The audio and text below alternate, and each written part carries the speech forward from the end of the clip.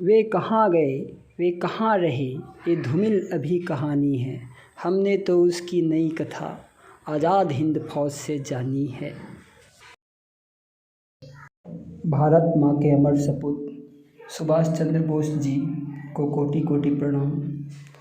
उनको उनके कृत्यों और उपलब्धियों के लिए हमेशा ही याद किया जाएगा। उनका जन्म 23 जनवरी सन 1897 में उड़ीसा के कटक शहर में हुआ था। उनके पिता जानकीनाथ बोस प्रख्यात वकील थे। उनकी माता प्रभावती देवी सती और धार्मिक महिला थी। प्रभावती और जानकीनाथ की 14 संतानें थीं, जिसमें 6 बेटियां और 8 बेटे थे। सुभाष उनमें से 90वें स्थान पर थे। सुभाष बचपन से ही पढ़ने में होनहार थे। उन्होंने 10वीं की परीक्षा में प्रथम स्थान प्राप्त किया था और स्नातक में भी वो प्रथम आए थे।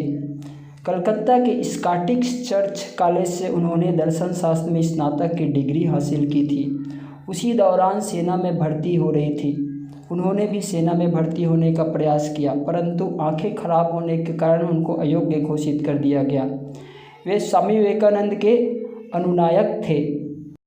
वे सन 1919 को प्रशासनिक सेवा की तैयारी के लिए इंग्लैंड चले गए। भारतीय प्रशासनिक सेवा के लिए उन्होंने 1920 में आवेदन किया और इस परीक्षा में उनको न सिर्फ सफलता मिली, बल्कि उन्होंने चौथा स्थान भी हासिल किया।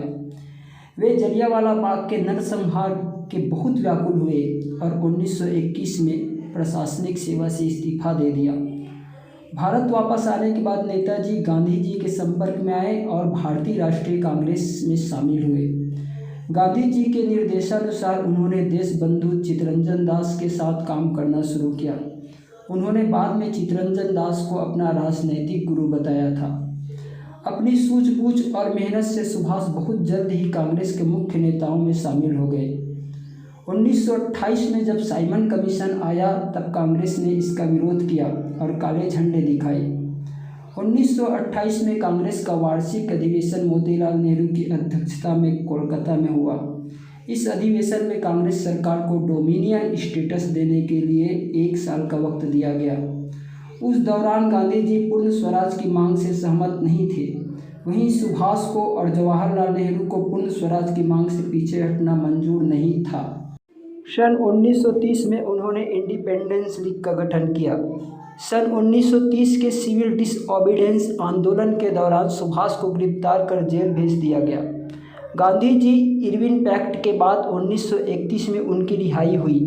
सुभाष ने गांधी इरविन पैक्ट का विरोध किया और सिविल डिसओबीडियंस आंदोलन को रोकने के फैसले से भी वह खुश नहीं थे। सुभाष को जल्द ही बंगाल अधिनियम के अंतर्गत दोबारा जेल में डाल दिया गया। इस दौरान उनको करीब 1 साल तक जेल में रहना पड़ा और बाद में बीमारी की वजह से उनको जेल से रिहाई मिली। उनको भारत से यूरोप भेज दिया गया। वहाँ उन्होंने भारत और यूरोप के मध्य राजनीतिक और सांस्कृतिक संबंधों को बढ़ाने के लिए कई शहरों में केंद्र स्थापित किए। उनके भारत आने पर पाबंदी होने के बावजूद वो भारत आए और परिणामतः उन्हें 1 साल के लिए जेल जाना पड़ा। 1937 के चुनावों के बाद कांग्रेस पार्टी 7 राज्यों में सत्ता में आई और इसके बाद सुभाष को रिहा किया गया। इसके कुछ समय बाद सुभाष कांग्रेस के हरिपुरा अधिवेशन 1938 में अध्यक्ष चुने गए। अपने कार्यकाल के दौरान सुभाष ने राष्ट्रीय योजना समिति का गठन किया। 1939 की त्रिपुरी अधिवेशन में सुभाष को दोबारा अध्यक्ष चुन लिया गया। इस बार सुभाष का मुकाबला पट्टाभी सीतारमैया से था। सीतारमैया को गांधी जी का पूर्ण समर्थन प्राप्त था। फिर भी 203 मतों से सुभाष चुनाव जीत गए। इस दौरान द्वितीय विश्व युद्ध के बादल भी मंडराने लगे थे और सुभाष ने अंग्रेजों को 6 महीने में देश छोड़ने का अल्टीमेटम दे दिया। सुभाष के इस रवैये का विरोध गांधी जी समेत कांग्रेस के अन्य लोगों ने भी किया, जिसके कारण उन्होंने अध्यक्ष पद से इस्तीफा दे दिया और फॉरवर्ड ब्लॉक की स्थापना की। सुभाष ने अंग्रेजों द्वारा भारत के संसाधनों का द्वितीय विश्व युद्ध में उपयोग करने का घोर विरोध किया और इसके खिलाफ जन आंदोलन शुरू किया।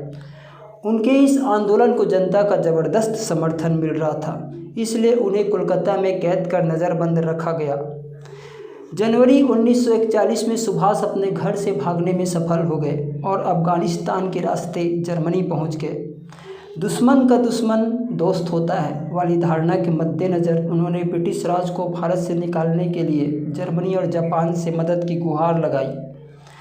जनवरी 1942 में उन्होंने रेडियो बर्लिन से प्रसारण करना शुरू किया, जिससे भारत के लोगों में उत्साह बढ़ा। वर्ष 1943 में वो जर्मनी से सिंगापुर आए। पूर्वी एशिया पहुंचकर उन्होंने रास बिहारी बोस से स्वतंत्रता आंदोलन का कमान लिया और आज़ाद हिंद फौज का गठन करके युद्ध की तैयारी शुरू कर दी। आज़ाद हिंद फौज की स्थापना मुख्यतः जापानी सेना द्वारा अंग्रेजी फौज से पकड़े हुए भारतीय युद्धबंदियों को लेकर किया गया था। इसके बाद सुभाष को नेताजी कहा जाने लगा। अब आज़ाद हिंद फौज भारत की ओर बढ़ने लगी और सबसे पहले अंडमान और निकोबार को आज़ाद किया। आज़ाद हिंद फौज बर्मा की सीमा पार करके 18 मार्च 1944 को भारतीय भूमि पर आ धमकी। द्वितीय विश्व युद्ध में जापान और जर्मनी के हार के साथ आज़ाद हिंद फौज का सपना पूरा नहीं हो सका। ऐसा माना जाता है कि 18 अगस्त 1945 में एक विमान दुर्घटना में उनकी मृत्यु ताइवान में हो गई, परंतु उनका दुर्घटना का कोई साक्ष्य नहीं मिल सका। सुभाष चंद्र की मृत्यु आज भी विवाद का विषय है और भारतीय इतिहास सबसे बड़ा संशय है।